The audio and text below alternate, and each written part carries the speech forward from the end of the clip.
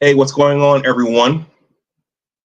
I decided that I would go ahead and start a few minutes early tonight. This way I can end earlier if I don't get too long-winded and I can eat. I decided to go ahead and eat after the stream. And yeah, I decided to eat after the stream. So you all know that, well, those of you who are new, you know that I tend to take a break in August of every year. August is my birthday month. August is my siblings' birthday month. And there are some other interesting family related things that happened in August. So, long story short, I like to take a break in August, and I will do so starting on Friday. Shout out to Johnny Olden Jr. from the college football space, the Michigan football space. As he said yesterday, creating content is work. And so, as my life is currently constituted, I'm up at 5:30. I was up a little. Getting up was a struggle this morning. So I have this periodic thing that happens with my eye, this occasional thing that happens with my eye that slows me down in the morning. So you're up early in the morning. You gotta get your food together, commute to the office, work a full 9 hours, commute home, do your stream, eat, get in the bed, and then go back to work. So yeah, a break every now and then is good and it is helpful. Salute to Cynical Optimist. You are the first one in. Jamal, thank you for being here as well. Jamal, I'm going to give you a wrench because I've seen you before. It's hard to keep track of everybody who comes through here and everybody who subbed, but the people who come back, I'm a small channel. The people who come back, uh, they should get some kind of reward for coming back and supporting. Yep, there's the red icon. So tonight we're going to talk about the Godfather. We're going to make him an offer he can't refuse. And the Godson. This was requested. I was thinking about what to do for my final stream for the summer here, which this will probably be. I'll probably do something else over on my science channel. I didn't go live on my science channel on Saturday morning.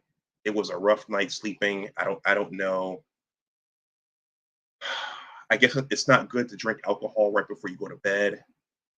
Saturday night was a rough night sleeping, so I didn't feel up to streaming on my science channel on Saturday.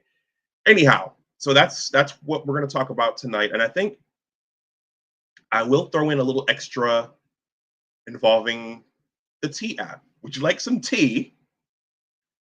I think Lennox Lewis, when he was still boxing, he made he's British, so he made a commercial one time.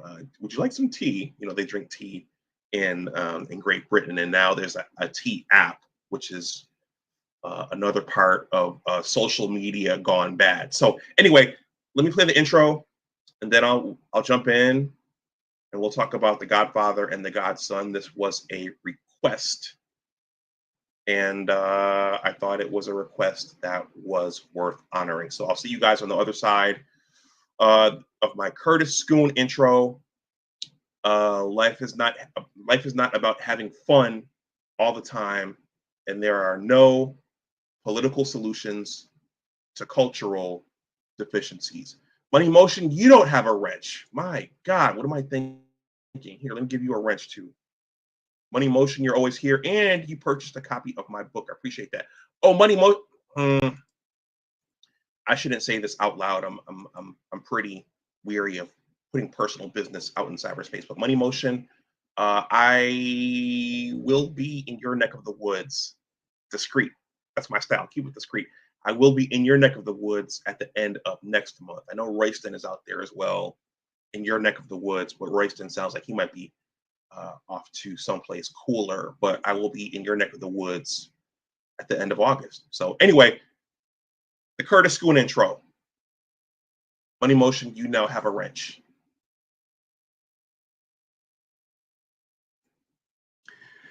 So, where did this topic come from? So, I'm going to admit that uh, because of where I come from, see, in this world, we're all living in different worlds, and not everybody is privy to the same information. That we will rush to finish things that are important so we can do things that are not. And I believe it's an immaturity there. People just don't understand that, life isn't about having fun all the time. You have to have fun sometimes. I agree. But as an adult, there's time where you have to just say, okay, listen, I got to get down to work right now. And I don't think enough of us value that time or really understand the fruits of that labor. Somehow we think things are just going to be without that kind of effort. And culturally, there's a deficiency there. That's why I always say that there's no political solution for cultural deficiencies. So, where did this topic come from? So, I'm going to admit that uh, because of where I come from, see, in this world, we're all living in different worlds, and not everybody is privy to the same information. I guess everybody doesn't like my Curtis Schoon intro because the viewership count went down during that intro, but I freaking love that guy. And a lot of you guys don't know who Curtis is. He's also a writer. He has his own online publication, and he has his own app. So Curtis Schoon goes live on his app on Tuesday nights, and when I resume probably in September, God willing, shout out to my dad. I'd like to have Curtis Schoon back because he gives commentary on this all parts of this crazy world we're living in, and all parts of this construct we're living in, and he's unapologetic about it, and I appreciate that about Curtis.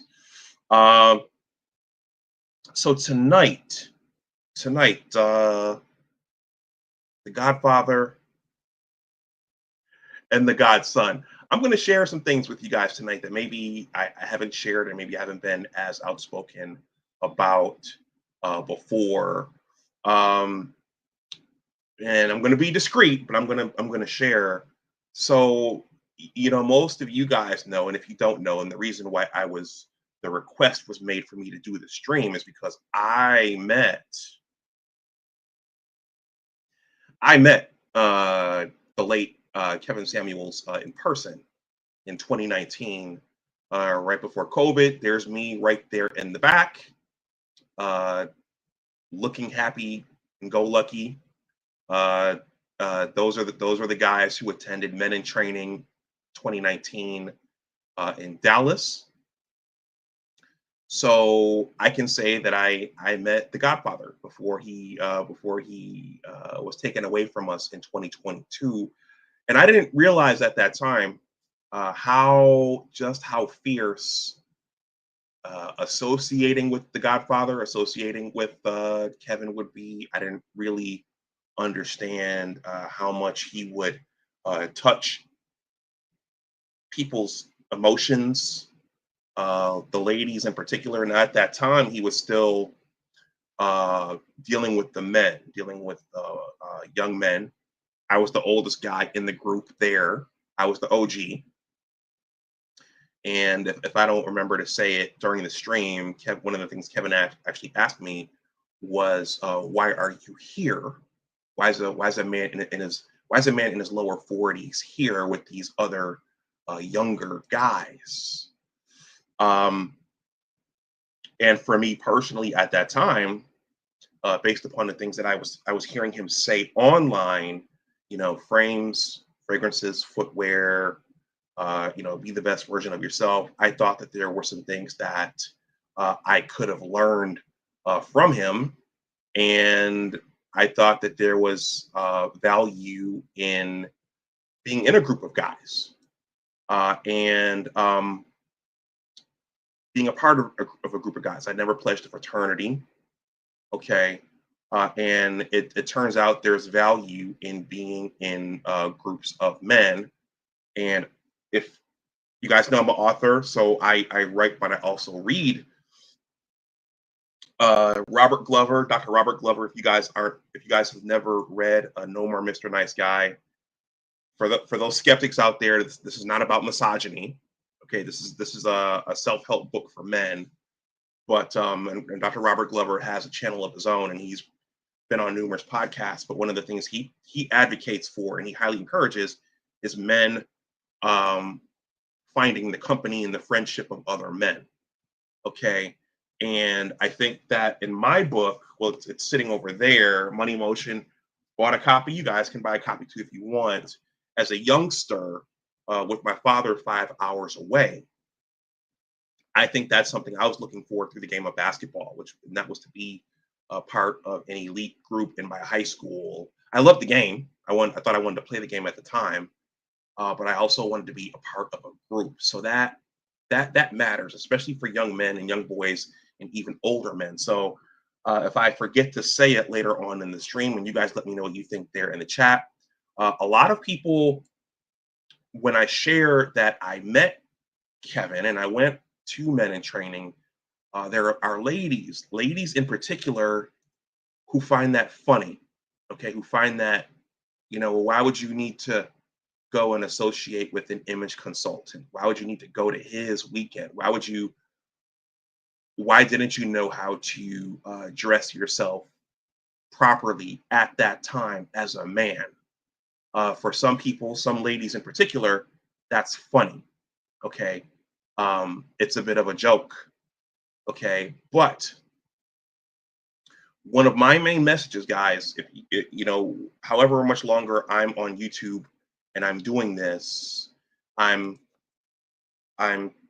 skeptical about giving advice. You'll be hard pressed to hear me say you should do this. I was accused of that once by a former significant other. You're giving advice online. You'd be hard pressed to hear me give advice. But one of my main messages is if nobody teaches you, you're gonna have to figure that out yourself. You're gonna have to learn yourself, and you may not learn, and there may be difficulties in figuring it out. And there's pain in learning, but if you don't learn, you're either gonna make mistakes over and over again, or you're not gonna learn. So if no one teaches you, some things will eventually catch up with you. And as we learned, it was one of Kevin's main messages, image, before he started talking to the ladies. One of the things that's highly rewarded and highly weighted in the Black community, especially as you move up in social class, is how you appear and how you dress. So that matters. That's more than significant. So everyone who out there who thinks that's funny, as a man, you can have your degree, you can have your accolades and your academics, but if you don't know how to dress socially and package yourself in the best way, then in many ways it's all for naught. So let me pull this up, and I'm not going to belabor this, because I want to land the plane at a certain time, so I'm not eating too late. This is a part of my story. This is a part of my narrative. You might have your own narrative, and I won't begrudge you for having your own narrative, but this is a part of mine.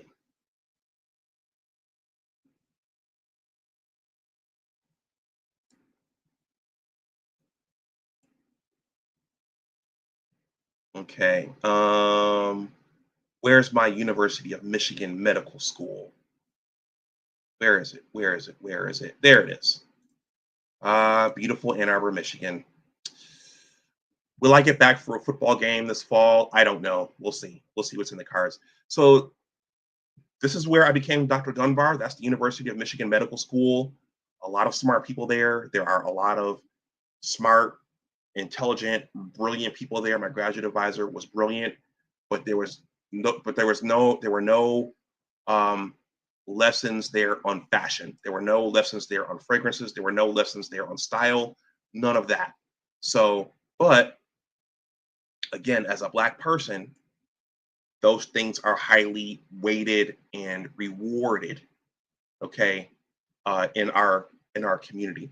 Okay, so if you don't have those things on the outside, once you finish your degree, that will catch up with you. So that's a short intro to that. Thank you to everyone who supported my my initial Dr.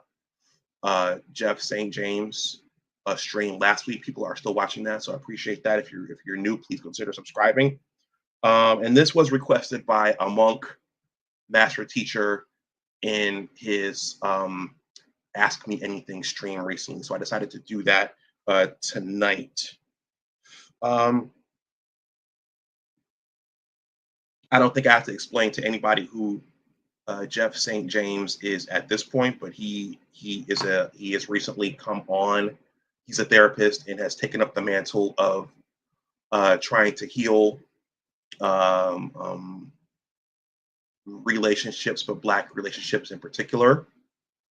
And he has, I think, affectionately named himself the Godson. So that's a play on words for one of Kevin's nicknames was the Godfather.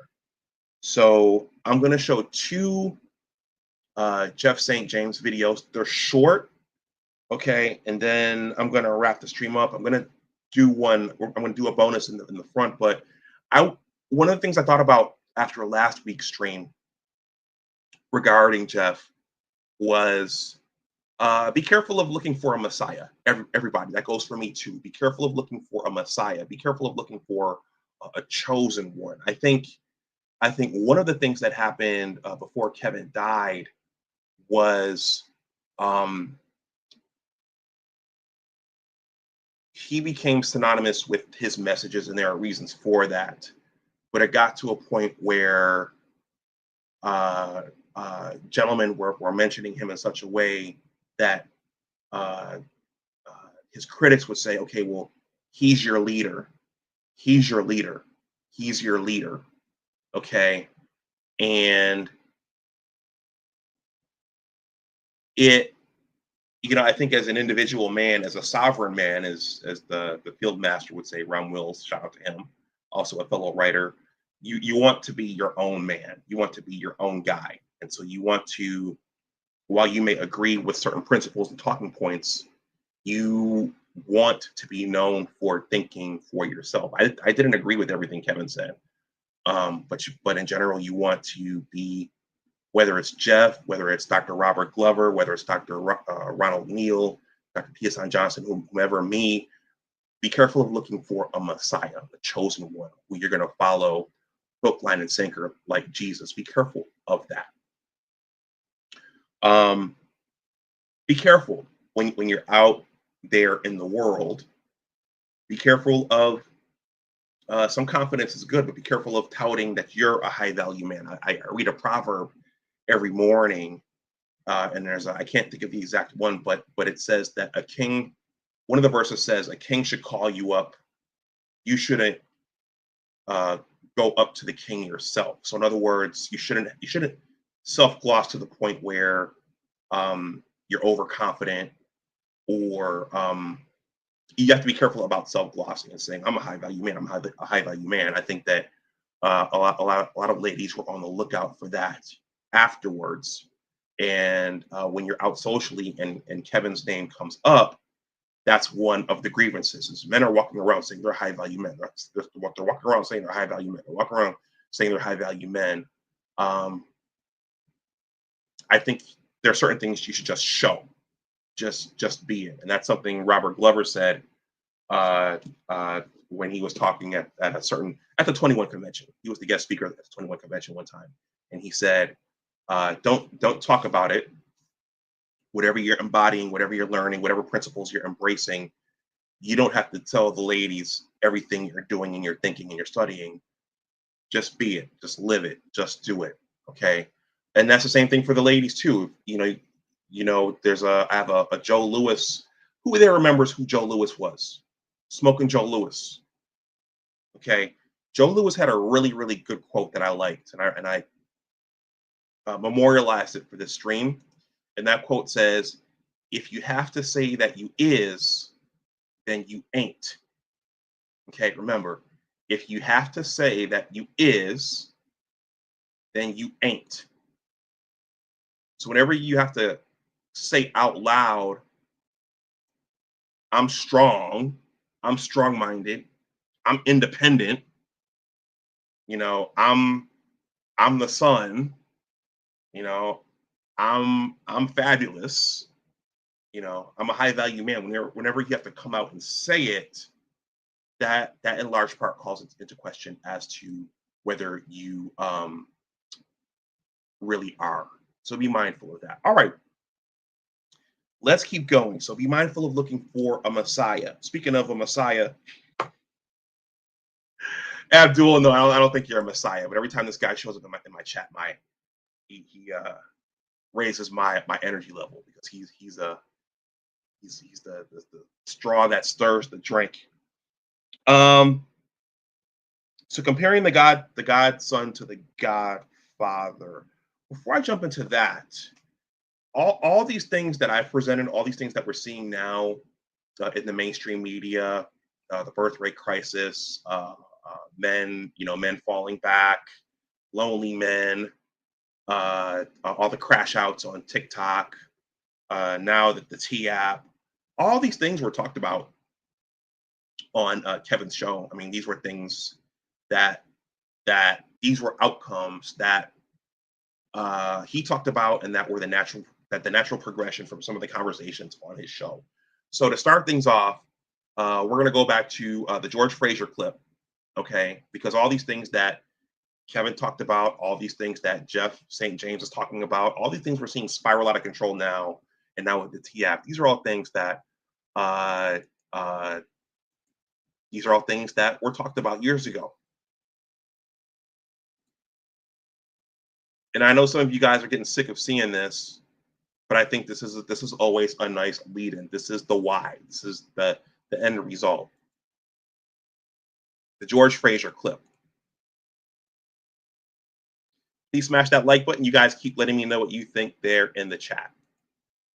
Fair use, the George Fraser clip. 71% of our sisters are not married. 29% will never get married. 63% of our brothers are not married. 30% of them will never get married. There is no culture in the history of humankind that has risen to maximize their full human potential without family at the center of their culture. This only exists. This is an interesting but negative statistic. This phenomenon of the existential crisis of our family only exists among African American Black people. It does not exist on the continent or anywhere else in the diaspora. So there must be something in the water. We must fix this. It is a lot easier said than done because it is impacting our wealth. Quick statistics. For 350 years, household median income was dominated by white people. They were number one in this country. They no longer are number one, they're number three, and there's a reason for it. So who has the highest household median wealth in America?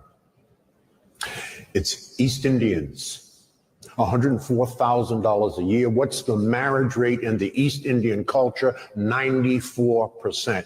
Two are working.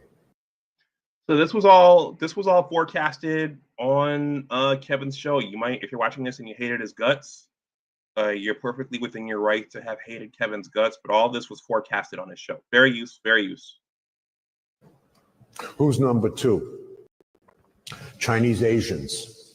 Household median income, $110,000 a year. Marriage rate close to 70%. Number three are white people. Household median income, $88,000 a year. What's the marriage rate? Almost 50%. Down significantly. Number four are Hispanics. Household median income, $61,000 a year. Marriage rate close to 70%. We are at the bottom.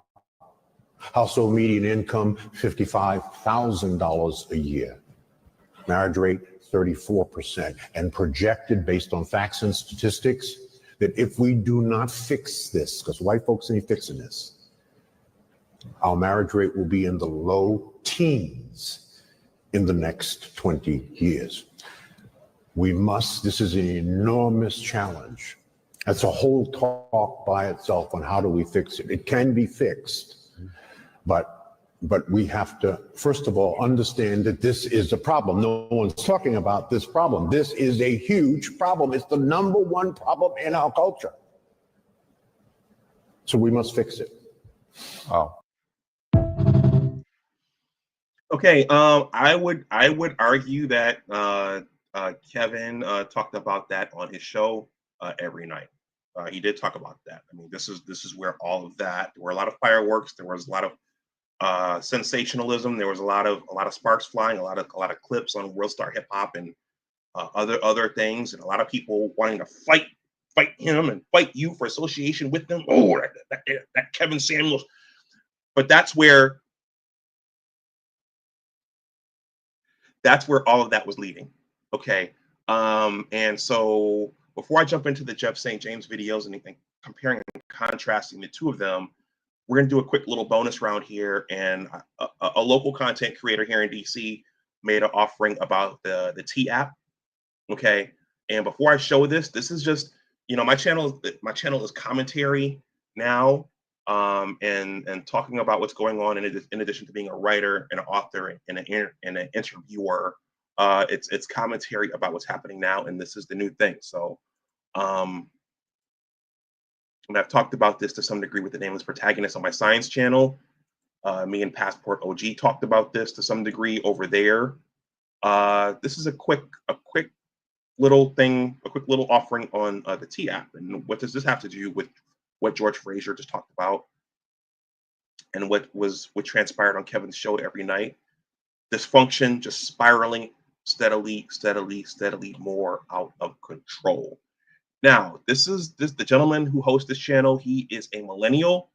Okay, so he is probably in the 30-year-old, the 35, the 26 to 40.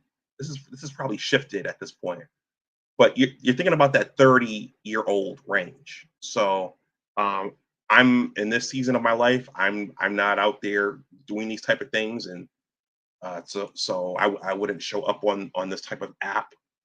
But this is what's happening for people who are out there getting their swerve on and mixing and mingling right now. Okay, fair use. Shout out to Corey Cannon. This is a 9-minute video. I'm not gonna spend a lot of time here myself.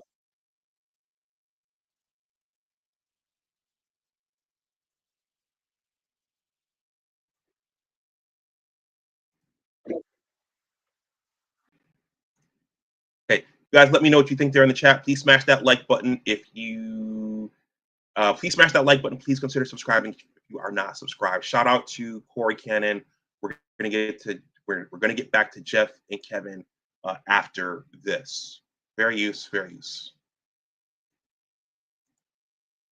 So this gentleman, he's a millennial, so he makes content about what dating is like in DC from his perspective, and this is about the T app. So again, things steadily spiraling further and further out of control. Seen me talk about this topic so many times, and nothing has changed. It is absolutely true. The dating scene here in Washington, D.C. is at an all-time low. I mean, it's like lower than low. It's clearly in hell. So with that said, the only question I have is, what would make people think since the dating pool is already in hell, why would you go grab a shovel and dig a basement? You know what I'm saying? Why would you get even deeper? It's like you're trying to see what's underneath hell. At this point, you're probably wondering, what is it that I'm talking about? Okay, so what I am referring to is this new app right here. Well, it's not new technically, but it's called the T Dating Advice app. And if you guys notice, it's #1 on the marketplace right now. Like, #1. So what does this even mean? Well, the T dating app is basically like an online directory where women can go on dates and then basically go on this app and list all the red and green flags that they've had on this date. Basically, essentially giving all the men out here in DC a report card based off of how good or how well they did on the date. But it doesn't just stop there. So this is commentary from this content creator. This is not me saying this. This is, I'm just giving commentary on it. Again, I'm not telling people what to do. This is a current event unfolding in front of us. Women also talk about what these men have going on in their lives, you know, whether or not they have kids, you know, baby mama drama, certain things going on, like, I guess, felonies, whatever it is, it could possibly be negative things going on in their life. These women go on here and they talk about all the red flags that's going on these dates. Now, logically, I could see where the creator of the app was probably going with this and why they probably thought this was a good idea. But let's dive deeper, a lot deeper, into how this really is going to affect the dating scene out here in Washington, D.C. Now that this app is #1 in the dating market, and all the women out here are probably going to be downloading it. And oh yeah, did I forget to mention that every post is anonymous? So you already know what that means. It ain't nothing that a troll loves more than being anonymous. They feel the most freedom to be able to really express their most toxic inner thoughts, because they know no one can track them down and no one can really recognize them and point a finger at them and be like, hey man, that was wrong. So we've seen it time and time again when you see people go live on chats or leave crazy comments. Even on my channel alone, you see crazy comments from trolls all the time. And when you go to their profile, they have no profile picture and they have a name that's something crazy that you just know where you can track them. And so that's a part of YouTubing. When you get up on the stage, you can't control the crazy people that come into your chat or your comment section. So yeah, let's keep going. With that said, already the app is already starting to be known for basically having way more, if not any, red flags over green flags. Basically, it's just becoming a man bashing app. Just an app that people just want to say toxic things about men and get away with it. Or maybe, you know, a guy didn't like them or didn't give him a second chance. And so they go to the app as a way to get back at him and decide to just bash him just because it didn't work out with him. And I think that's crazy, because if something doesn't work out with you and a guy, it doesn't mean that the only obvious thing you need to do is just bash him. That's crazy. No, I just think that's wild, because men, especially as a man, you already face a lot of scrutiny and pressure just in the dating world in general. We already feel like we're under a microscope in general. But to make an app where now people have fuel to do it even more and really look at us from in like a microscopic way is just crazy to me. Why are we giving them the fuel to the fire? Like, and so with men being like the main focal point, where red flags are the main thing that you focus in on, then it's basically kind of like an uphill battle. Then it's already creating an atmosphere where it's going to be an uphill battle, ultimately creating this guilty until proven innocent mentality that all these women are going to start having when they go on dates with men here in Washington, D.C. I mean, it's crazy because it's going to be a lack of reciprocity, which means there's not going to be a way for men to rebuttal the situation. Anybody could just go on there and just pretty much tarnish or slander your name, and people are just going to accept it as truth. So George Fraser said that something needs to be fixed. Does this contribute to that being fixed? I'm going to play a few more minutes and we're going to move on to the main event. Shout out to Dr. Thunder. Basically, unless I guess there's another woman you have dated in the past that you made a good impression on that would feel the need to go against the flow and put her neck on the line to defend you. But not too many women are going to want to do stuff like that. I mean, let's be real. An app like this is only going to be good for one thing. And we all know what that one thing is. Imagine being able to build anything just by thinking about it. Meet Base 44. Gossip. And not only just gossip, but unverified gossip, which is going to lead to so much defamation of character. It's going to be unreal.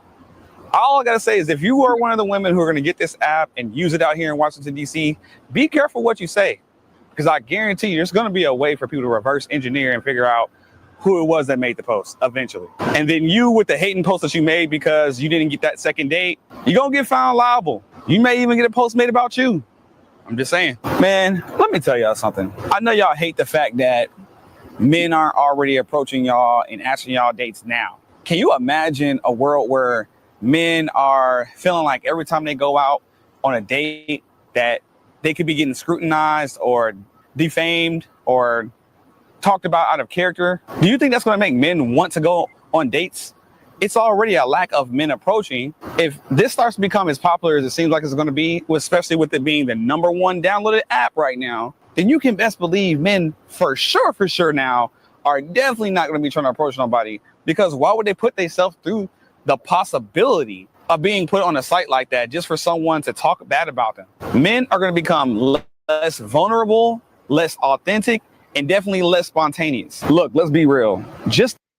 Okay, I'm gonna stop that there, guys. If anybody wants to watch that, shout out to Cannon Corey Cannon. Again, you know, I'm not, you know, in this season of my life, I'm not out there bobbing and weaving all like that. But this is a current event. This is what's going on. This is what the technology, something the technology has given rise to. Shout out to the nameless protagonist. The technology in many instances is running ahead of the culture and the biology. So that is another confessional now for grievances to be aired. And you're seeing a lot of that today. But going back to the topic, George Fraser, this is something that needs to be fixed. And a lot of this was all predicted from, could have been predicted from years ago. So the question was asked of me, and it was requested of me. Well, Dr. Dunbar, since you at one point worked with Kevin, it would be cool if you did a compare and contrast with what you know and with what we know of Jeff St. James. I keep wanting to call him doctor. Is he a doctor? I should know that by heart at this point. You know, guys, it's kind of big that I'm openly talking about Kevin right now, because I'm going to be discreet. But I over the pandemic, I was dealing with someone, and I learned firsthand how angry just the mention of Kevin and just the association with Kevin makes some people, some ladies in particular. And there was a lot of shaming and a lot of guilting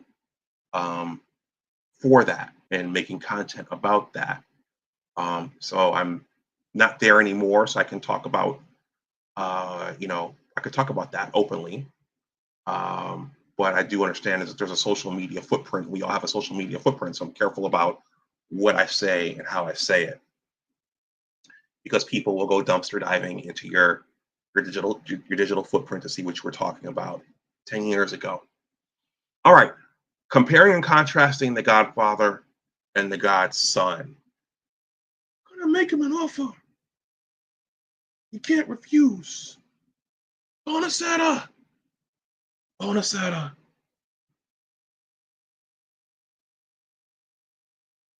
You're just now coming for my friendship because your daughter got beat up by these guys. Whenever have you addressed me as your godfather? That's my 50 Cent Marlon Brando impersonation there. Okay, so guys, you know that. I mean, I don't have to go over this in great detail. But you guys know that I worked with Kevin a little bit right before COVID. I went to Men in Training, so I met him, shook his hand, and one of the things that stood out to me about that, well, a number of things stood out to me about that, was that he considered that finishing school, and I didn't really know what finishing school was.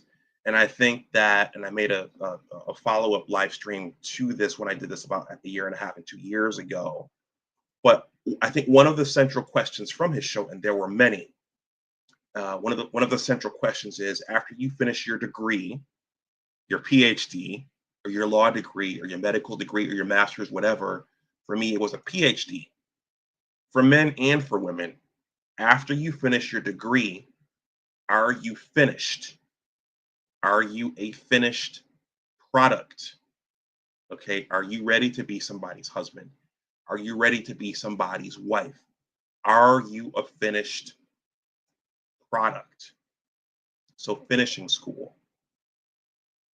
Coming from where I come from, and probably where some of you all came from, you've never heard of that. That was for rich people. Okay, but once you ascend in your education and you ascend in social class, okay, there are certain things that you're expected to know as a man and certain things you're expected to know as a woman. And I think that came out on his show every night.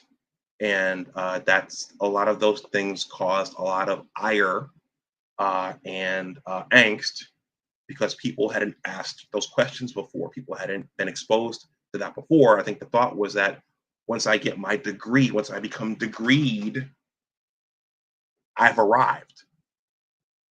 But have you? So really, really quickly, let's sprint through this. Okay, we know that there were a lot of bells and whistles on this show, the candles, the suit, the call-in show. It was a call-in show. And the ladies dutifully called into the show, okay, which was fascinating to watch.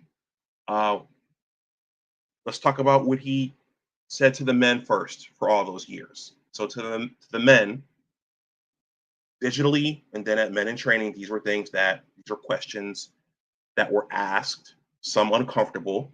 These were areas that were broached. Is that the right word? Broached. Why are you here? He asked that to me. I talked about that. Have you visited my website? He asked me that. What are you sprinting towards? That was to me, but that's to other men as well. What are you working towards personally? How many hours a week are you working? Are you generous? Okay. What do you do with your spare time? So that's an offshoot. That right there. What do you do with your spare time? One of his quotes was, "Real life happens outside." So I can say that, at least in my immediate friend group, I hope my brother doesn't begrudge me for saying this, but my best friend as well, you might come from a culture of just chilling at home and staying at home. But one of his quotes was, "Real life happens outside. You don't meet anybody at home. You don't encounter anybody at home." So I think that was really good advice for those of us who were socialized to just chill at the crib, order food in, and play video games and watch Netflix. Real life happens outside. You meet people outside of your home. Are you the best version of yourself? Okay. One of the things that he really got on me about at Men in Training was, he said, "Dr. Dunbar, you are overweight. You're obese. It looks sloppy." Okay. So I know a lot of the ladies had angst over height, weight, and dress size, but he gave that to the men as well. And so the underlying message is, you have to be aware of how you look. You have to be aware of how you are perceived by the outside world. Okay. Are you the best version of yourself? Are you making as much money as you can make? Are you dressing the best way that you can dress? And I can say, not blaming my family. Again, going back to some ladies in particular finding it funny and being amused in terms of working with an image consultant, him in particular. My family they were not dressers. They were not fashion savvy people.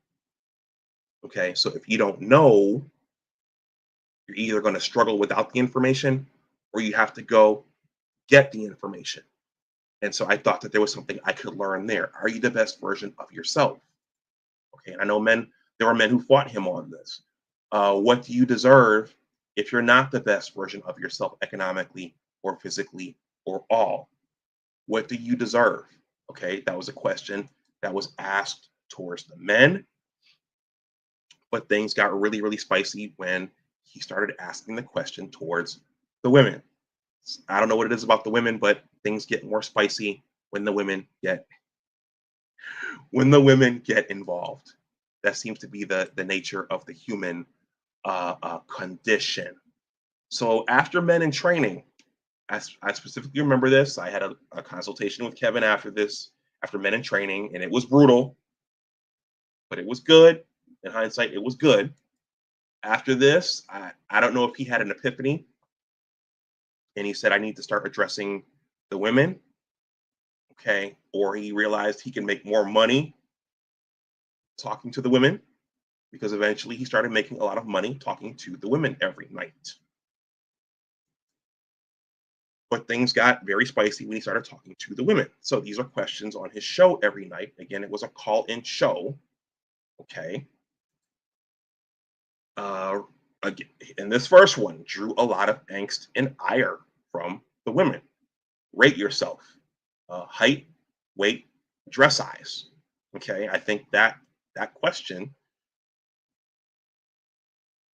in this modern era, the prospect of a man rating women's beauty in the era of body positivity, and we're all Beyonce, we're all queens. The prospect of a man rating someone on TV, I think that drew a lot of anger. But as you guys can glean from my previous story, he got on me about my size, and that's a voice I hear over and over and over again. That's in my head. Anwar, how's your health? How much do you weigh? Okay, got to get the weight back down. I hear that voice over and over and over again. Okay, what's wrong with an average man? Okay, I thought that was an important question. That's something that's coming up now. It's the average man, the average man, the average man. There was a lot of talk on his show about high value men, but what's wrong with an average man? Okay, how much does it cost to live in a major city? Okay, there was an economics aspect of his show where the ladies who called, he'd say, okay, well, how many children do you want to have? Do you want to work to pay major bills? That was a critical question, okay, for all of us to watch in real time. How much does it cost to live in the city that you live in? Some of the answers were very, very silly. And a lot of the ladies who called in did not understand how much it cost to live in those NFL cities, or how much it would cost to take care of a family of 2 or 3 or 4 in those cities. So as men watching that was very, very informative. Okay, huge question. Do you want to have to work to pay major bills when you get married? Okay, what do men want? Okay, that's a question that's largely gone ignored today. That's all bubbling to the surface right now. 3 to 4 years later, what do men want? Does a woman? Okay, this one right here. Take my hat off. This one really put the dukes up right here. What does a woman's value change with age? Okay, I know for a lot of ladies who watch the show, that caused a lot of angst and anger. Okay, because no one, I don't know if they talked about that in years past, but we'd gotten to a point where no one was talking about that. Okay, and that's the other thing. He talked about ranking systems and hierarchies. Okay, and the truth is, human beings, we're mammals. This you can read this in science books. You can read this in business books. Humans naturally arrange themselves in hierarchies. We're all grading each other. We're all grading how we look, how much attraction we have, where we stand socially. But that particular question, and I'm not going to answer that question. We're going to make it a rhetorical question. That drew a lot of ire and angst. Does a woman's value change with age? Have you already met your husband? That was a huge one. Okay. Okay, this is another huge one. Should a single high-value man take care of your kids by another man? That one caused a lot of angst and ire as well. Why wouldn't you want to take care of my kids? Why wouldn't you want to take me and my kids on? Okay, that one caused a lot of, okay. Because one reason is years ago, that's what men did. Men became stepfathers. Okay, so to have things kind of flip and have someone say in front of everybody, those are your kids, they're not mine, I shouldn't pay for them, I shouldn't have to pay for them if I can't discipline them and have my own legacy.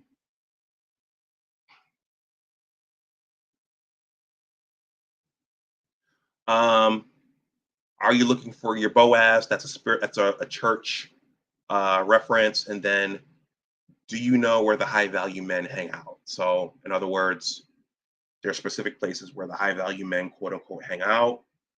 Have you been around them? Do you know what they are? Do you know who they are or what they want? Okay, so that was Kevin's show. That was a brief refresher. I made a stream on this, or a couple streams over a year ago.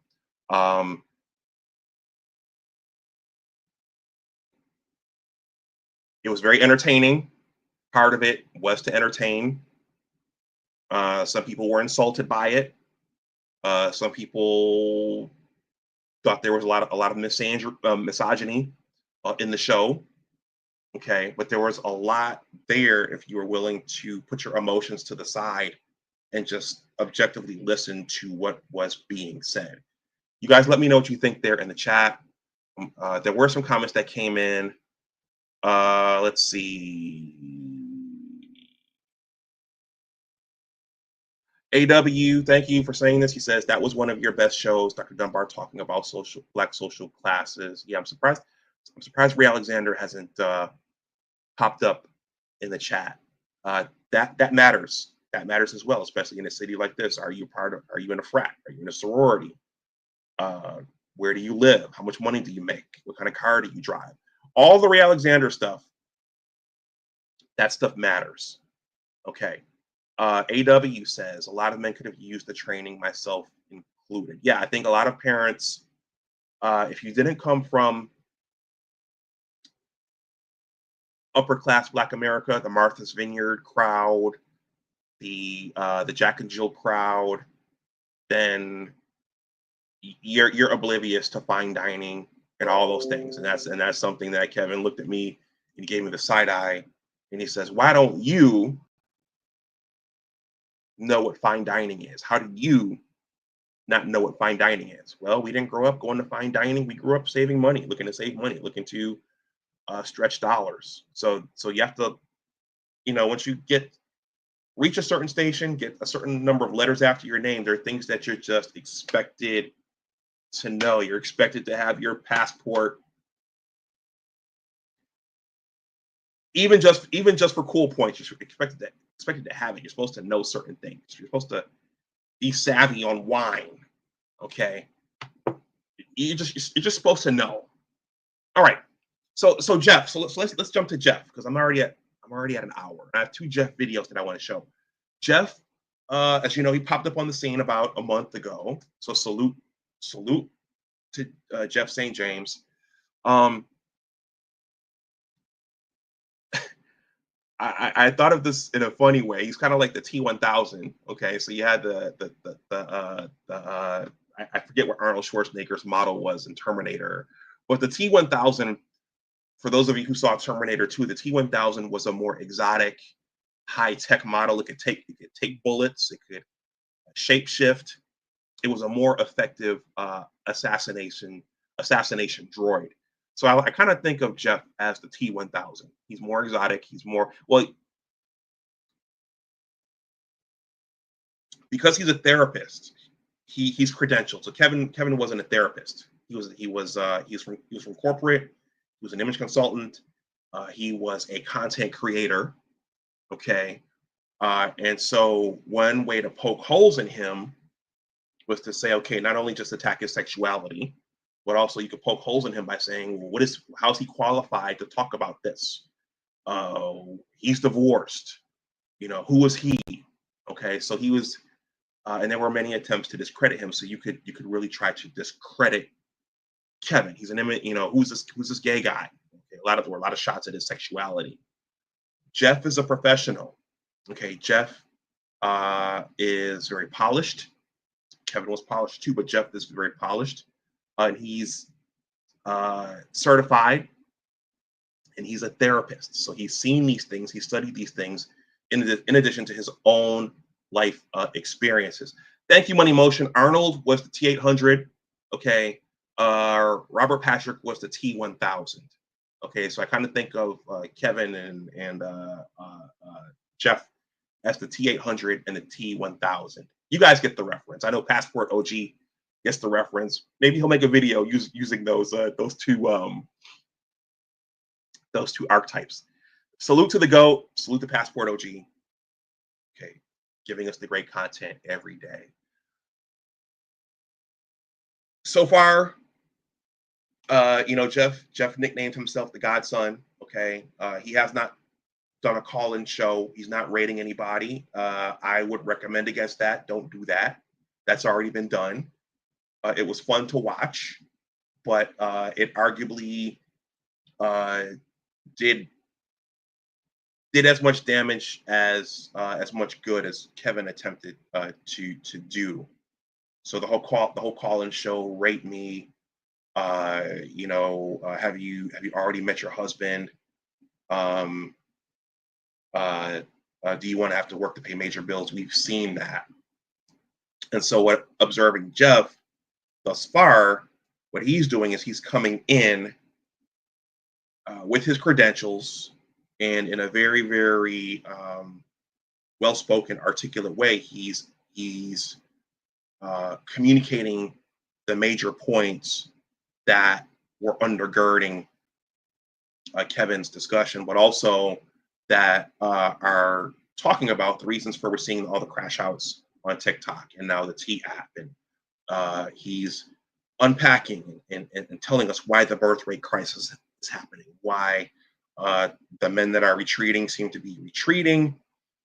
He's communicating those points arguably in a much more sophisticated way than Kevin was able to. So I have two Jeff videos queued up here.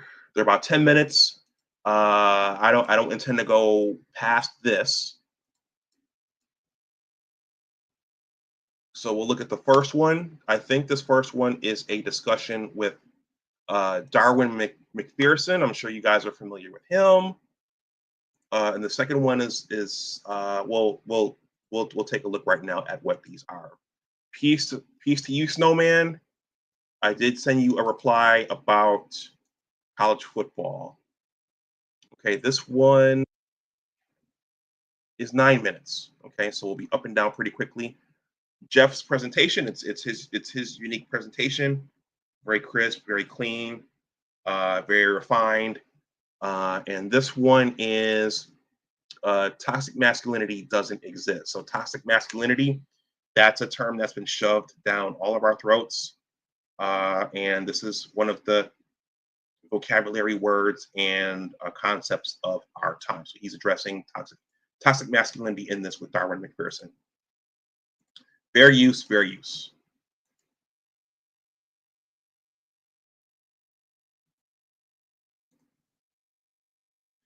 So again, think about fewer,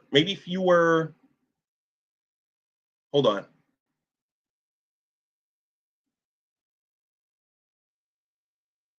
Fewer sparks flying, fewer bells and whistles, but arguably a more,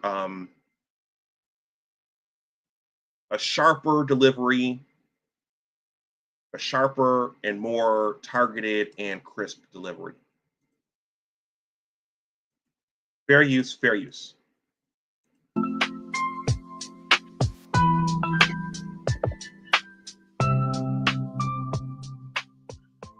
I found out some new things about myself. Apparently, I'm gay. Apparently, I hate women, and apparently, I've been a fake therapist for the last 10 years. So again, there have been attempts to discredit him up to this point, and he's just, really popped onto the big stage about a month ago. So there have been attempts to discredit him and smear him. Nah, I think it's funny. I'm actually a real therapist. I actually did get a master's. I actually did get my license. I still have one as of now. I know some of y'all are looking really hard to see how I can lose that. and maybe lose my job, or maybe lose my credentials in some way. But in order to lose it, that means I must have had it. So yeah, as of now, I still have it. But now I've been rocking in the space of mental health for a little over a decade.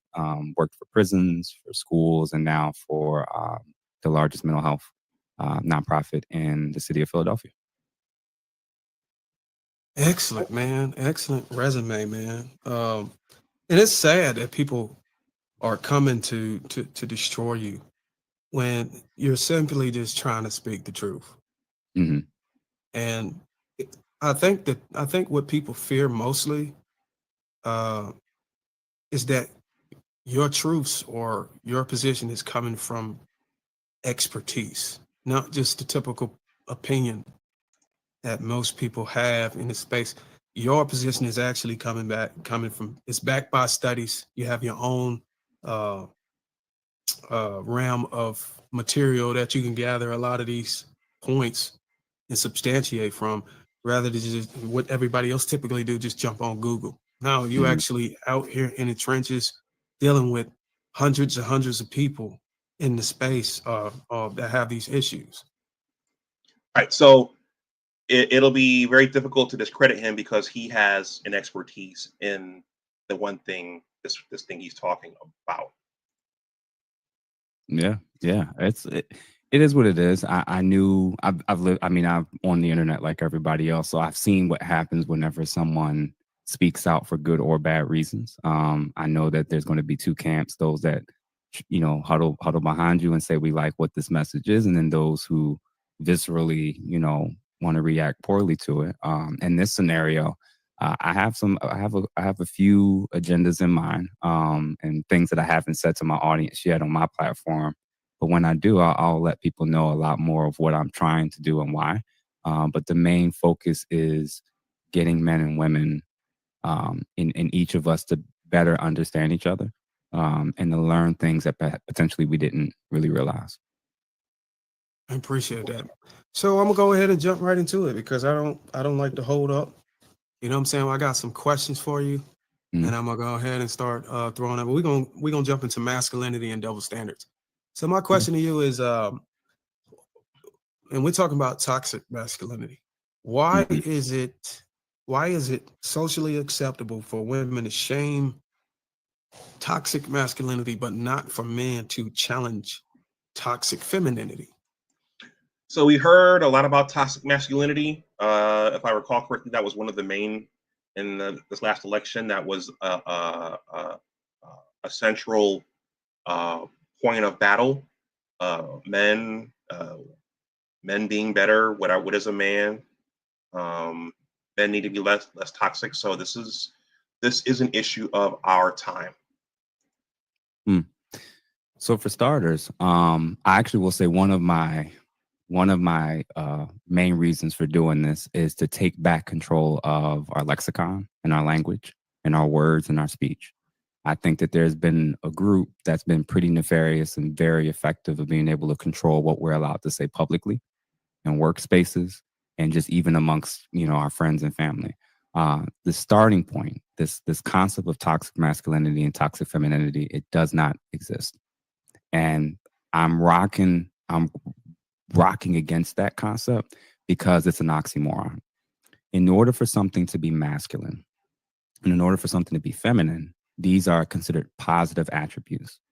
In order to protect, in order to provide, in order to nurture, and in order to care, those are the signs and reflections of somebody that's being masculine and or being feminine. These are positive things. So individuals that will take something that is positive and call it a toxic version of it, there's no such thing. If anything, that's like saying a stupid genius. So yeah, I mean, what is masculine today? What is feminine today? Can we even say what those are without getting tarred and feathered, or without somebody's feelings getting hurt? Like either they're stupid or they're a genius. Toxic is just what human beings can be, men or women. But when they're being toxic, they're not being masculine. When they're being toxic, they're not being feminine. So just even that concept alone is like, I'm not buying that narrative no more. I'm not buying that lexicon. I'm not using those words. Toxic masculinity and toxic femininity do not exist. They do not go hand in hand. Now, if you're asking why is it socially acceptable for people to point out men's bad behaviors versus why it is that it seems like we can't challenge women's bad behaviors, well, the starting point is because the extreme third and fourth wing feminists pretty much have been running the zeitgeist of society for quite a while in almost every major area of influence. What is School. that? Zeitgeist. What is that? Do you guys know what zeitgeist is? A lot of folks don't know what that word is. But well, let's see what Jeff has to say about that. I've heard that word several times in my readings. Actually, I'll use a better word. They are running they've pretty much built the mental matrix of what we're allowed to do in society, what we're allowed to say, what we're allowed to do, how we're allowed to feel, and even what we're allowed to believe in. So the third and fourth wing feminists have become so powerful and so effective. Whenever people point out things that women are doing that's wrong, they already have their go-to words to kind of shut you down, shame you. And if that's not enough, they'll go through the long list of things. You'll start recognizing the pattern. They'll start with calling you a misogynist. They'll start coming for your sexuality. Then they'll start coming for your relationship. You guys there in the chat, has anyone in the chat been called a misogynist? Has anyone in the chat been accused of being a misogynist? You don't have to answer, but if you feel like answering, then feel free. Have you ever been called a misogynist or accused of it? If you have one, then they'll start trying to go in your past and see who you've been with and to see if they could potentially expose you. Then if that's not enough to shut you down, then they want to find out what your credentials are. Then they're going to try to destabilize you in terms of economically. And the hope and goal is until you believe what we believe and say what we say, we will do all we can to break you until you fall back in line of submission. Their view is very simple. They've shifted from believing that the patriarchy was something that centered primarily around men. It was male-centered. And they moved men out of the center. And instead of saying, you know what, maybe there's space in the center for both of us, they said, no. Now it's our turn. We want things to be centered around female viewpoints, female orientation, female styles of communication, and female understandings of how to view these things. When you live in a functional cultural matriarchy like that, whenever you point out anything that women are doing wrong, now the impulse is not they could actually be doing something wrong. The impulse is he hates women. So I'm trying to get the audience to start to catch what's been going on and what's been dominating our fields for the last 2 generations. It was creeping in the college levels, and it's seeped all the way down to the elementary levels. It's in the HR departments. It's everywhere. We're so deep in it that it's to the point of almost like trying to see air. It is everywhere. So my goal is actually not to hate women or to prop men and say men need to be back in the center role. My job is actually to get us to a place where we can appropriately identify good and bad behaviors within both sexes and not allow those that only want to focus on things being negative that exists within the male population. I'm one of those people that's like, no, we got to get somewhere back in the middle, because if we swing from everything's about men to now everything's about women, the goal of correcting this stuff is not to swing back to everything's about men again. My belief is that issue is probably how we ended up with this issue. So as I'm listening to that balance, wanting to bring things back to the middle. Okay, again, there are no fireworks here. There are no, and even when you see Jeff on panels, there are no fireworks. You know, when he speaks, yeah, I don't see anybody coming for his neck. He's speaking with authority. He's speaking with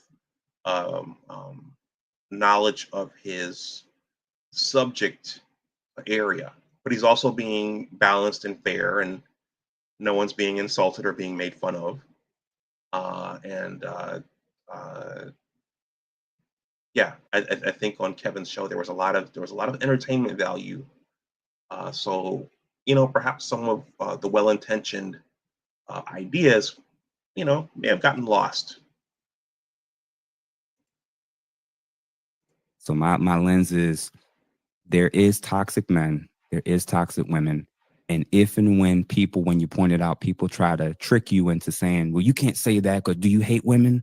Or are you misogynist? Or so women aren't allowed to this? Or no. Either what you're doing is right or wrong. And your gender is secondary to what the primary issue is. And leave it at that. And if they won't reconcile that, if they won't accept that, you run as far as you can away from people like that. And there are men and women that espouse that form of feminism where women are now central, where women are now held to a level where they're beyond reproach and can't be corrected.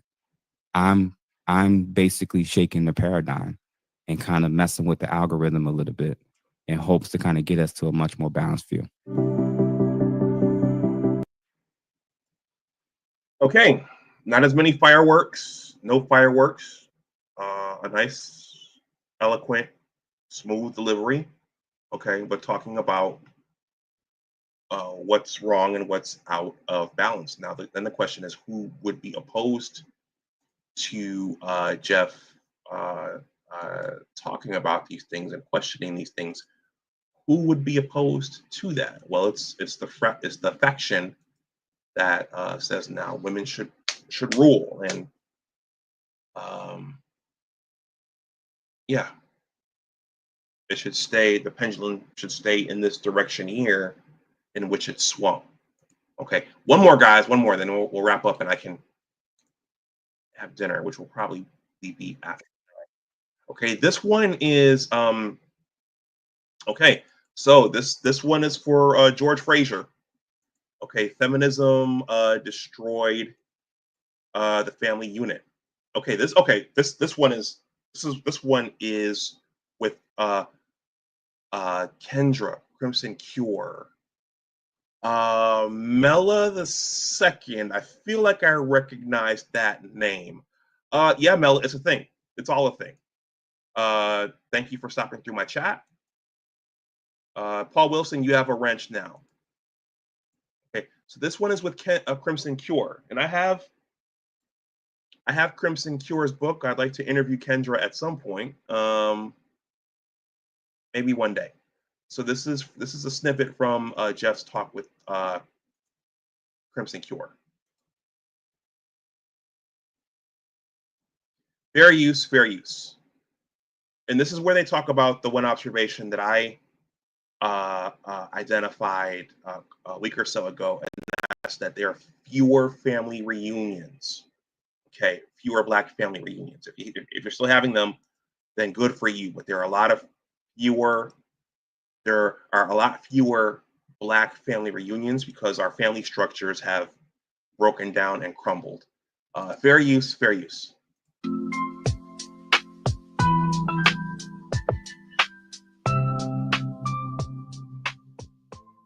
When we talk about,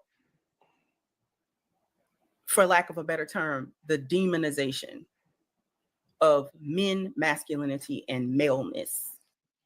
So shout out to Crimson Cure.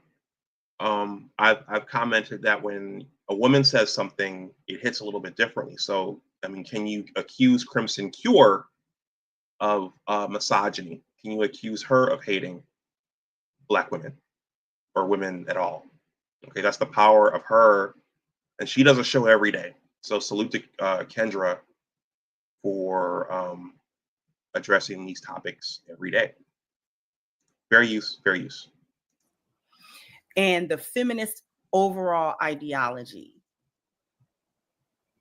that in order for men to be all right and to be acceptable, they have to operate more like women. Yeah. In the way in which they perceive things, react to things, understand the world, and interact with everyone. So that principle that Kendra just talked about, men being seen as defective women, everybody's talking about this. Diary of a CEO is talking about this. Erica Komisar, Dad Saves America, Richard Reeves. Everybody's talking about this now. So this isn't Yeah. So if you think it's just these two, yeah, everybody's talking about this now. What's this?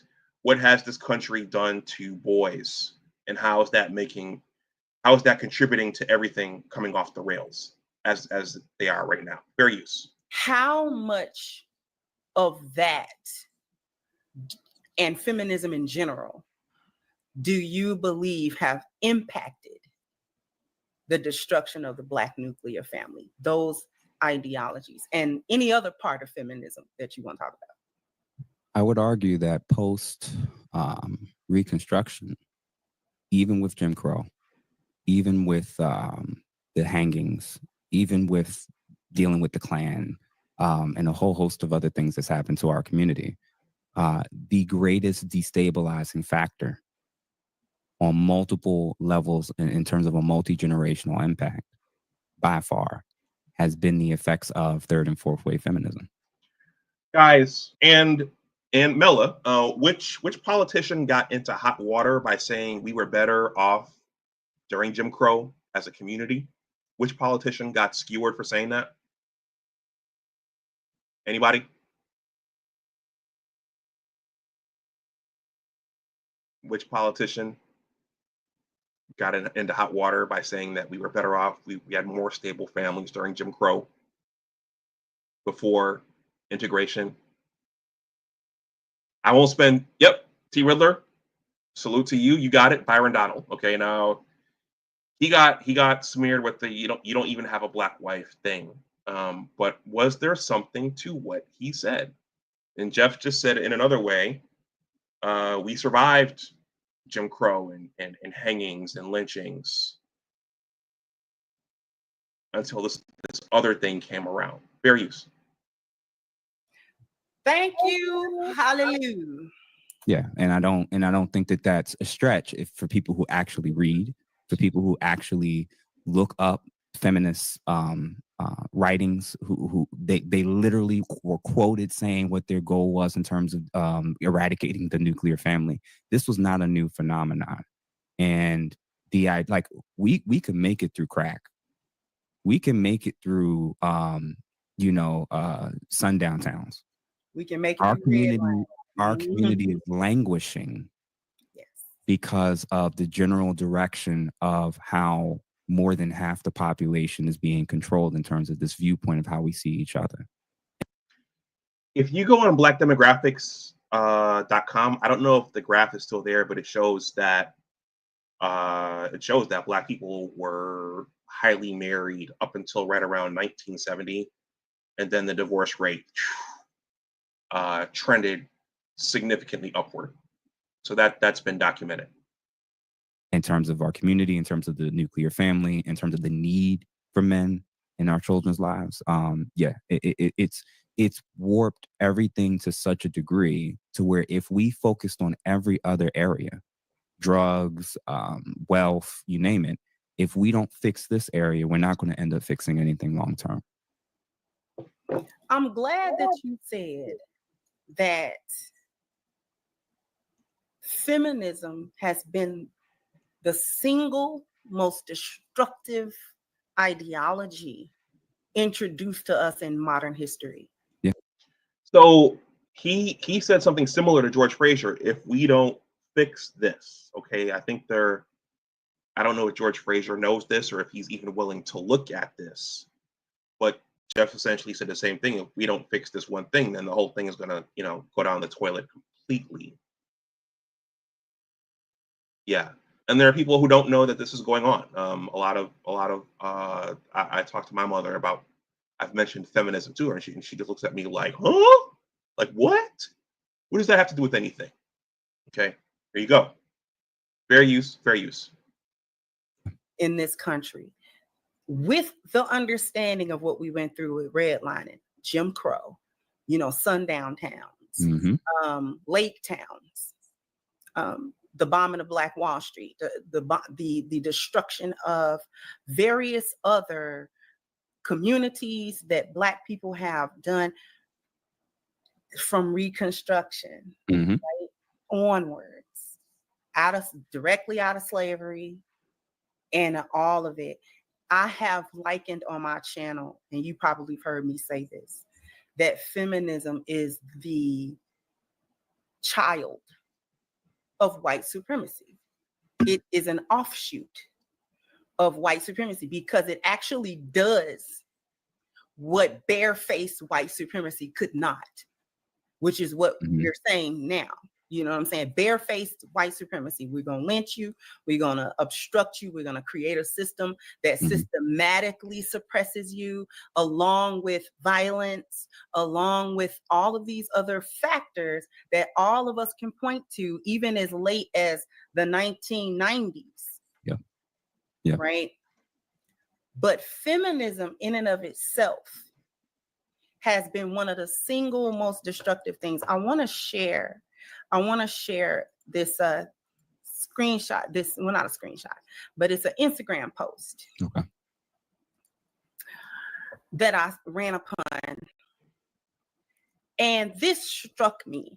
It says, research says Black family reunions have declined by 47%. That's almost half. Since 1997. Main reasons due to elders passing away and unsolved family issues, which I think that they're being very kind and not very upfront about it. Just to read really quickly the blurb that they made about it. Black family reunions have long been a sacred tradition, vibrant gatherings rooted in love, legacy, and cultural pride. But recent research suggests these cherished events are fading. Since 97, Black family reunions have declined by a staggering 47%, raising concerns about the loss of generational bonds and cultural connection. Like, that is key right there, but I'm gonna finish it out before we start talking. Experts point out two leading factors. Number one, the passing of elders, who often served as the glue holding families together, with many matriarchs and patriarchs no longer here to coordinate reunions or pass down the importance of togetherness. The tradition has weakened. And number two, unresolved family conflicts, which continue to fracture relationships and make planning large gatherings more difficult. Grudges, miscommunication, and generational divides have kept many families apart. This decline is more than a logistical issue, it's a cultural concern. Family reunions have historically played a key role in preserving history, strengthening support networks, and reinforcing identity within the Black community. Despite the drop, many families are finding new ways to reconnect using social media, virtual meetups, or small-scale gatherings to stay united. As younger generations take the torch, there's hope that with intention and healing, the spirit of the reunion can be revived. Okay, so with that being said, So think about that. So Paul Wilson, T. Riddler, thank you for stepping in. Paul Wilson, yeah, I'll play the short as soon as we get done here. But as a rhetorical question, think about generationally what's changed from, your grandmother, your grandfather. I didn't hit my mic there. Your grandfather, your mother, to us, to now, to this modern TikTok, T-app era, no Cheesecake Factory, all these things. Think about what's changed since then. I'm saying this jokingly, but seriously, grandmothers look noticeably different now than 50 years ago. Okay. Grandmothers are noticeably different than 50 years ago. Is that a good thing or a bad thing? It's just what is. But yeah, our families are very, very different. Just want your initial thoughts on that. Just what comes to mind immediately for you?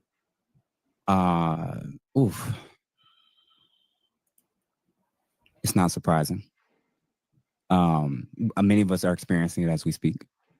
But I would say that I wonder if with everything you just read, and with all that's broken and wrong, and seeing who's functionally leading the Black community right now in terms of who has the more powerful voice. So that this gets to an important question. Who is who is leading the Black community right now? Who has the most powerful voice? Who's leading the Black community now? Who has the most powerful voice? Who's leading us in the direction that's led us to the current outcomes? I wonder, with all those stats, with all that data, and with all the evidence that's around us about we're more broken, we're more separated, we're more alone than ever before, if all who have seen where we're at now and see who's kind of taking charge, I wonder if they're ever going to be open to the possibility that people like me, i.e. men, may have any possible answer for a general direction of how we can fix it.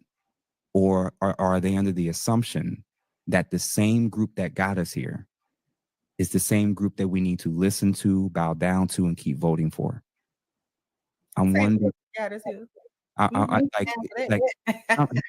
the definition of insanity? Is keep doing the same thing over and over and expecting different results. Like, clearly, one could argue that maybe since the late 80s, the view and value of the Black man inside of the Black community has been devalued, like you said, minimized, set aside for corporate America, for white feminists, for various political things. Everybody else's voice seems to have been able to take the lead and bring us to where we are now. And it seems like the amount of pushback I got for quoting data, I'm like, okay, I distinctly remember when Kevin Samuels was here, y'all was saying it's his tone, it's not what he's saying, it's how he's saying it. Y'all was like, well, Tommy Sotomayor, it's this tone and how he's saying it. So now I'm not yelling. Right. Now I'm not calling nobody no names.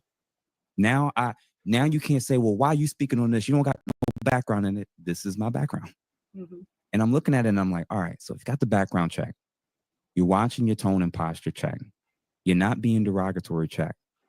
And it's very clear that we are only going to get here if there's such a radical shift. And when I say radical shift, I mean a radical shift in terms of leadership. Not, of course you have your lane. You're obviously a leader in this space, but I'm talking about on a corporate level. We will only go as far as our men are allowed to go. If our boys have to be women or girls, if our men have to kowtow to our women, what I would argue, that's what's got us to this point. I'm going to play that part one more time. We can only go as far as we allow our boys and our men to go. Hold on one second.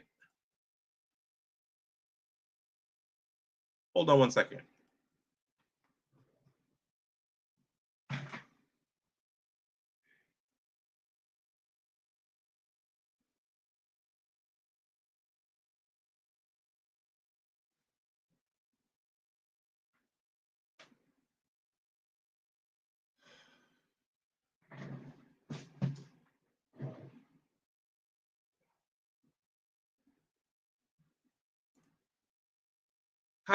T. Riddler.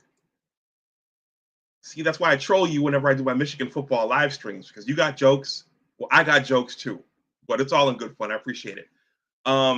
Jeff just said, we'll only go as far as our boys and our men are allowed to go. In Men Without Work by Nicholas Eberstadt, he makes the same statement about the entire country. Our country is only going to go as far as our boys and our men go. Okay, so that is the unspoken reality that I think is kind of bubbling to the surface right now. Okay, if you turn your boys into girls, if you try to stop them from being boys, if you call them defective girls, everything's going to go to hell in a handbasket, which is arguably happening right now. Okay, this one is almost done. I appreciate you, T. Riddler. I appreciate you. So my view is, as bad as it is, no one who doesn't value men's views or perspectives is serious about change. Hold on, I wanted to play that again. Hold on. course, you have your lane. You're obviously a leader in this space, but I'm talking about on a corporate level. We will only go as far as our men are allowed to go. If our boys have to be women or girls, if our men have to kowtow to our women, what I would argue, that's what's got us to this point. So my view is, as bad as it is, no one who doesn't value men's views or perspectives is serious about change.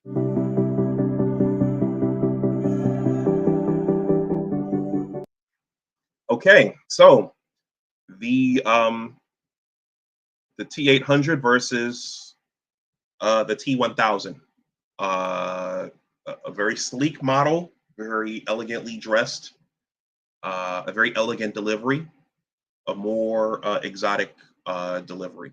Okay, fewer fireworks, fewer moving parts and bells and whistles, but an effective delivery. Very hard to refute.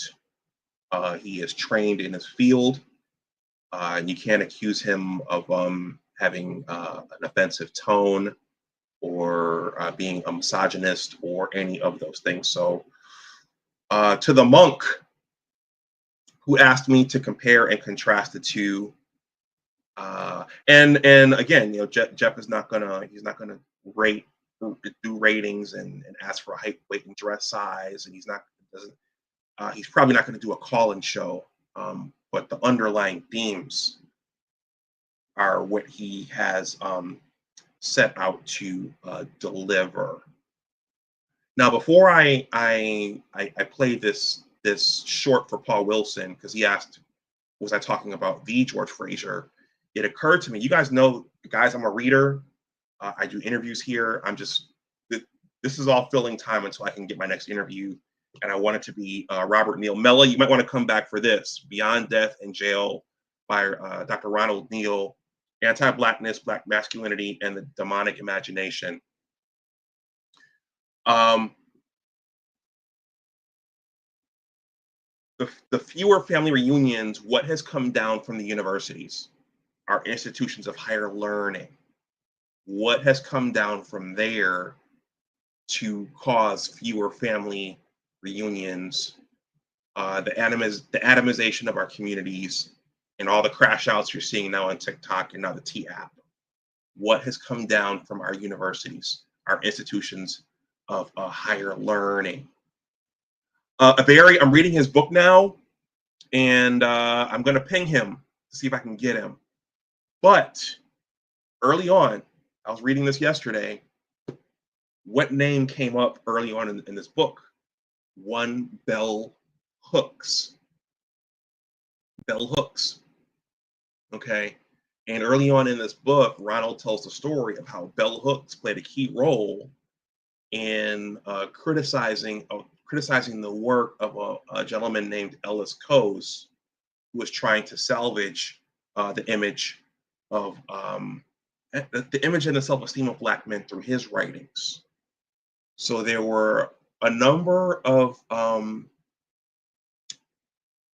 players and thought leaders, feminist thought leaders, womanist thought leaders at the university level who have contributed to the atomization and the dissolution of the Black family and the fewer family reunions that Kendra just talked about. Because once you start sending out these writings and you start programming students and you start infiltrating media, you can start to cause communities to break apart and go astray. So I'm saying that to say, I intend to finish this in August, and I intend to ping Dr. Ronald Neal, and I intend to have him come for a Q&A much the same way that I had Dr. Tiasan Johnson come. So look out for that. But think about, when you think about Jeff and what Kendra just talked about, what messages have come down from our institutions of higher learning? Have those helped, or have those hurt in large part? Those penetrate media, they penetrate politics, they penetrate art, they penetrate everything, they influence everything. All right, Paul Wilson, you asked about George Frazier, and then I'm going to wrap this up because it's after 9. Salute to Maggie. Thank you for being here. Yep, Maggie, you have your wrench. Paul Wilson asked about George Frazier. So yes, George Frazier is very much a part of this.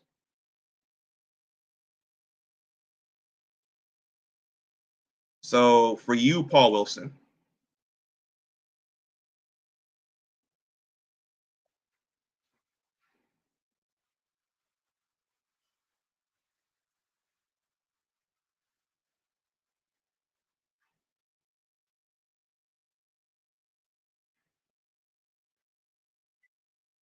and by the way, T. Riddler, no, it's not pot roast. It's called Creole Hoppin' John.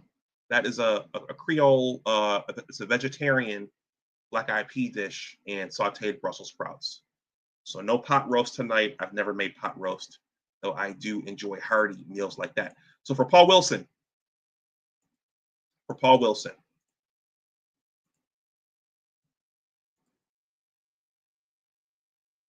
fair use. 71% of our sisters are not married. 29% will never get married. 63% of our brothers are not married. 30% of them will never get married. There is no culture in the history of humankind that has risen to maximize their full human potential without family at the center of their culture. This only exists. This is an interesting but negative statistic. This phenomenon of the existential crisis of our family only exists among African American Black people. It does not exist on the continent or anywhere else in the diaspora. So there must be something in the water. We must fix this. It is a lot easier said than done because it is impacting our wealth. Quick statistics. For 350 years, household median income was dominated by white people. They were number one in this country. They no longer are number one, they're number 3, and there's a reason for it. So who has the highest household median wealth in America? It's East Indians, $104,000 a year. What's the marriage rate in the East Indian culture? 94%, 2 are working. Who's number 2? Chinese Asians. Household median income, $110,000 a year. Marriage rate close to 70%. I just caught that. He said East, he said Indians, both people working. So they're not arguing over 50-50 in that community. They're not arguing over 50-50 and dusty and broke and you need to make more money for me to respect you. So, you know what? Let's run it back just to make sure I didn't hear things. He said both people working. Fair use, fair use. $104,000. Who has the highest household median wealth in America? It's East Indians. $104,000 a year. What's the marriage rate in the East Indian culture? 94%, 2 are working. Who's number 2? Chinese Asians. Household median income, $110,000 a year. Marriage rate close to 70%. Number 3 are white people. Household median income, $88,000 a year. What's the marriage rate? Almost 50%. Down significantly. Number 4 are Hispanics. Household median income, $61,000 a year. Marriage rate close to 70%. We are at the bottom. Household median income, $55,000 a year. Marriage rate, 34%. And projected based on facts and statistics that if we do not fix this, because white folks ain't fixing this, our marriage rate will be in the low teens in the next 20 years. This is an enormous challenge. That's a whole talk by itself on how do we fix it. It can be fixed, but we have to, first of all, understand that this is a problem. No one's talking about this problem. This is a huge problem. It's the number 1 problem in our culture. So we must fix it. Oh.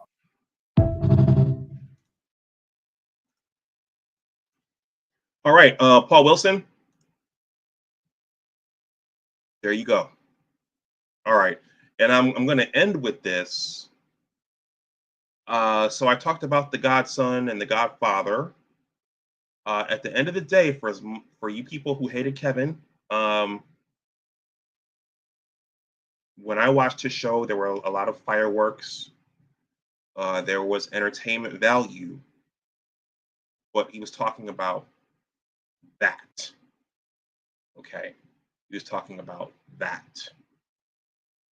And I know a lot of people wanted to fight over that. People still want to fight over that. And his name comes up even when you don't bring his name up. I've experienced that. I'm like, whoa, I'm out somewhere, and whoa, why are you bringing him up? There were a lot of things said. There were a lot of things questioned, and a lot of feelings were hurt by the discussions on the show. But he was talking about what George Frazier was just talking about. Okay, so and now Jeff has decided to launch off and discuss that in his own way. Okay, I don't know if Jeff is going to get into image consulting or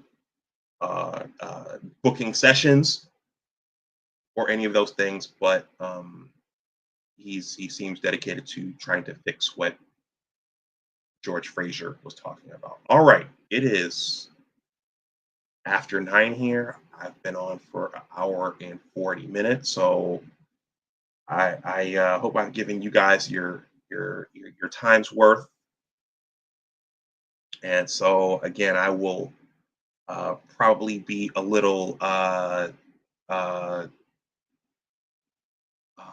be away for the next month reading Dr. Neal's book and resting, but look for, because I think we're Facebook friends. I don't like Facebook that much these days. I have my reasons for not liking it. I keep it, but it's good for connecting with people. And I think me and Dr. Neal are friends there, so I will be pinging him. So look for, I mean, I don't see why he wouldn't want to come to my little humble abode here. I mean, Dr. T.S.N. Johnson can vouch for me, and so look for that when I resume, and also look for a little more Passport OG when I resume. Passport OG, thank you for the generous super chat here in the Japanese. Again, that's what it is, right? China and Japan have the same, well, not the same currency, but a similar name for their currency. I appreciate that. All right, everybody, you guys know, well, I'm reading Dr. Neal's book, but I have written my own book for those who just happen to come through and who are new. Money Motion bought a copy. I appreciate that. My book is called The Engineers of Western New York Basketball Story. It's about a lot of things. It's about learning the great game of basketball and wanting to learn the game as a youngster. But as I described in the opening of the stream, as a youngster, I wanted to be a part of something.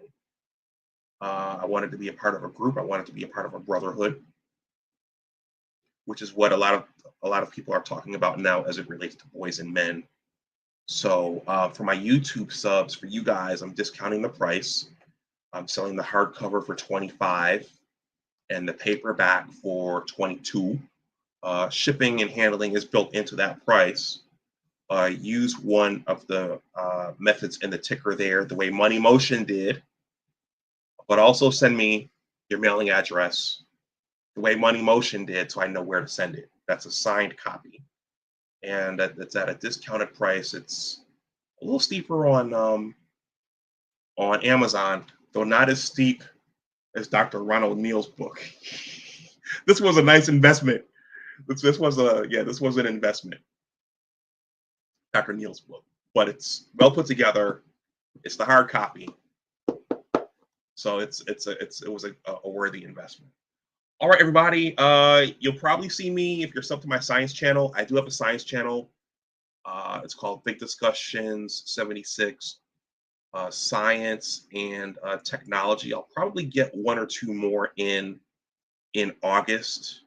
I typically go live over there on Saturday mornings. Maybe some of you are still sleeping from being at the club. T Riddler at the club on Friday night, but I wasn't able to go this last Saturday, so I'll get at least one more in August. But look for me to kind of ratchet things down in August for a little while. So with that, everyone, thank you to those of you who hung out in the chat. You too, Mella. You too, Mella.